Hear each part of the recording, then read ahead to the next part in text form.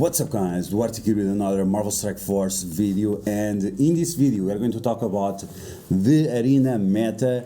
And something happened last night that completely changes the arena meta for the positive. So finally Red Hulk got his passive fixed together with Apocalypse, and now finally he gets proper charges, he gets the block chance, he gets the counterattack chance, and he also gets the extra speed. So this is going to completely change the arena defense, not offense but arena defense, and it's going to make the Horseman characters a little bit more powerful, especially Red Hulk. He was kind of shafted in the past because he was like super slow. And beyond that, we are also going to talk about the best defense that you can use right now in order for you to stay on top of arena, because right now not only you get power cores from arena, but you also get ISO 8 blue level 4, which for most players that don't have Apocalypse is going to be extremely important. So as always, if you like the information on these videos, make sure to share it with your friends on Facebook and Discord. If you're new to my channel, make sure to subscribe for more Marvel Strike Force content, and make sure to smash that like button. Okay, so first off, we're gonna take a look at something that Mr. Towner posted yesterday, which was this video right here. And in this video of Towner, he mentions that the Apocalypse passive together with Red Hulk was fixed. I could show you this as well from the game files, but I don't have it prepared, so just take my word for it. It's fixed. I already tested it out. And then beyond that, we're gonna talk about arena defense. And if you guys want to see some nice arena videos, you can always check out the Dogbird channel. He has some good videos on offense.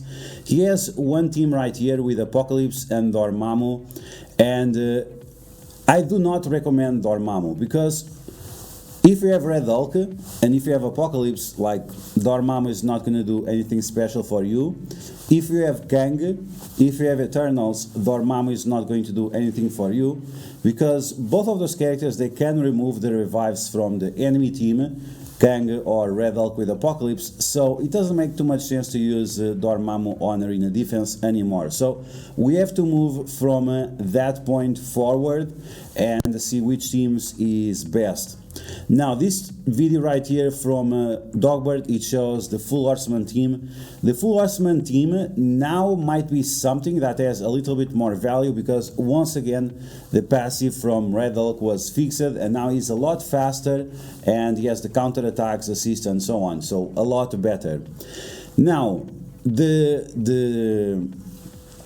let's go back in game. So there are two defenses that I think are good right now. So we have this one right here. We're gonna check out a video from Dogbird in a second about that as well, but I've been using this defense for 1 or 2 weeks maybe, and this defense is pretty good. It kind of holds up. If you mess up on which characters you attack, you are going to trigger the passive from Dr. Doom, or you are going to allow Rogue to have a special, and that's going to mess you up. So it's very, very dangerous. And another team that have been floating around, it's this one with the Notre Dame Hulk. So if you use the Notre Dame Hulk, this team, it was being used by Dogbird. I was using Dr. Doom one, Dogbird was using this Hulk one, and this team it's pretty interesting as well. The only problem is that I have with this team is, I think the ISO 8 that you should have on Hulk would be the Healer ISO 8, so he has more turns and he keeps taunting. The problem is that I already have him as a striker. If you still don't have your Notre Dame Hulk Notre Dame Hulk as a striker or something else, then it's something that you might take into consideration. It's just when you take your characters from ISO 8 blue level 3 to level 4 or ISO 8 blue level 5, the price of changing is so high that it kind of compromises the theory crafting that you can use on or your arena defense.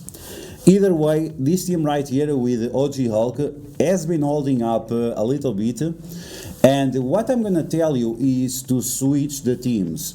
If you switch the teams, a few hours, like half of the day, use this team, and then you switch for the other one, the players that you have on your arena chart, they are going to get confused, and they were going for a red elk first or something, and then they are going to attack the wrong target, and that's going to be very, very interesting.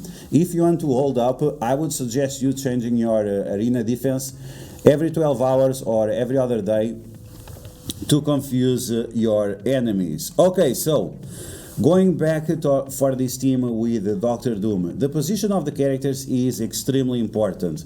Now, you can put Dr. Doom in the middle and try to bait your enemies to attack him, but I feel that overall, if you put Dr. Doom in the middle, it's quite easy to avoid him, and it's also quite easy to avoid Apocalypse or Red Hulk or something like that, because you can choose between Red Hulk or Apocalypse.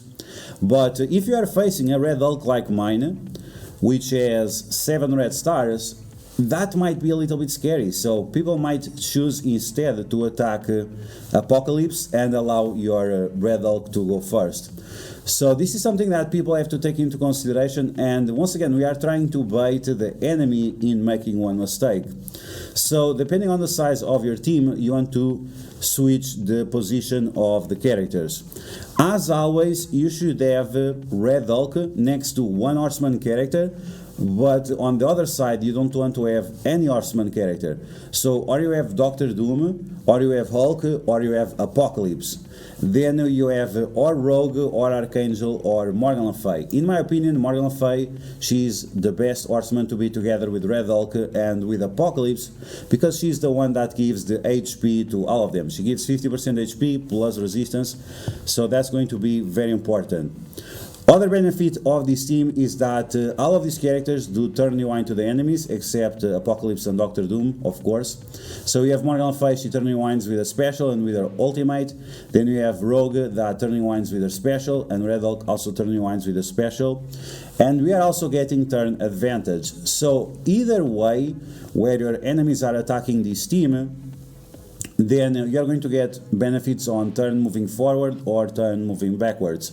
So overall, this is extremely important, because once again, you want to bait your enemies to attack the wrong character. So in this specific situation, if they attack the maximum to the left, they are going to trigger Dr. Doom, and they are also going to trigger Red Hulk. So Red Hulk is going to get 1 charge, and then he gets another charge whenever he has a turn, and Apocalypse is on the team, so he's going to charge up twice as fast. If it's the opposite way, then you are going to attack Apocalypse and Rogue. Apocalypse will get speed up. Rogue will not be able to do her taunt, but Apocalypse is going to be able to apply defense up and safeguard to your Dr. Doom, protecting your enemy, protecting your Dr. Doom from the enemy Morgan Le Fay. Very, very important. So one way your Red Hulk goes crazy a lot faster, the other one your Dr. Doom gets protected by Apocalypse. And if the enemy decides to attack in the middle, that's going to mess you up a little bit with your Morgan Le Fay. But let's be honest, you are going to give charges to the Red Hulk, and you're also going to charge up Apocalypse, and Apocalypse is also going to stun one of your characters, and this is overall something that you want to avoid. So as you can see, depending on which characters you have the strongest, depending on how you are setting up your defense and the position of the characters, you are laying down traps for the enemies to fall off, and it's like pick your poison, because at the end of the day, they are all poison. There is no right answer in order for you to avoid. So once again, if you are attacking most at the left, you are going to trigger Dr. Doom and Red Hulk. If you go all the way to the right, which is probably the most convenient option, maybe, I'm not even sure, you are going to trigger Apocalypse, and you are going to stop Rogue, but at the same time you are going to get turn rewinded by Morgan Le Fay and Red Hulk. And if you trigger the middle, you are going to trigger both Red Hulk and Apocalypse, and then you're going to get slapped by each of them. And don't forget that whenever you trigger Apocalypse, is protecting Dr. Doom. So even if you take some character like Morgan Le Fay that stops Dr. Doom, it's still going to mess up because he is going to have safeguard, immunity, and defense up. Okay, so overall this is very, very interesting. I think Arena has been very interesting in the past few days.